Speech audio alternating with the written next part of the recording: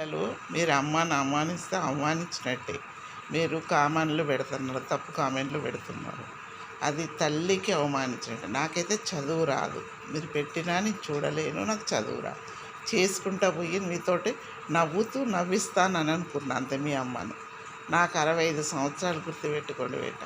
మీరు ఏమో అనుకుంటుంటారు, నన్ను కామన్ చేస్తే మీ తల్లిని అవమానించినట్టే. అది అర్థం చేసుకోండి పిల్లలు.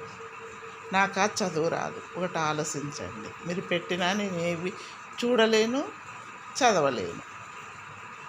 ఎవరన్నా చెప్పి చూసి చెప్తే తప్ప నేను ఏం చేయలేను. అది ఆలోచించండి పిల్లలు. ఏదన్నా అమ్మ తప్పు చేసిందనుకో, అయ్యో మా అమ్మ తప్పు చేసింది కొన్ని అని అనుకోవాలి, కానీ అది కామన్ చేయొద్దు బేట. అది అర్థం చేసుకోండి. చెప్పు, మంచి చేయాలి, కానీ మీరు ఇట్లా చెప్పడం ఎట్లా బిడ్డ చెప్ప ఆలోచించండి. తప్పు కదా నాన్న, తల్లి అవమానించినట్టు అవుతుంది, గుర్తుపెట్టుకోండి.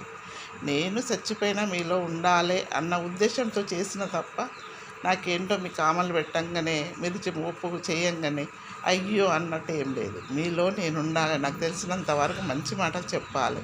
నాకు 7 సంవత్సరాలకు పెళ్ళైంది. నాకు అప్పటి నుండి కష్టమే. నాకు మీ నవ్వుతూ నవ్విస్తా అనుకుంటున్నా, కానీ మీరు కామన్లు పెడుతుండ్రు. నాకైతే ఏం తెలియదు బేట.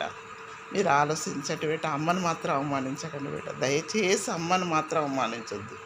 మీ తల్లికి అవమానం జరిగినట్టు అర్థం చేసుకోండి పిల్లలు.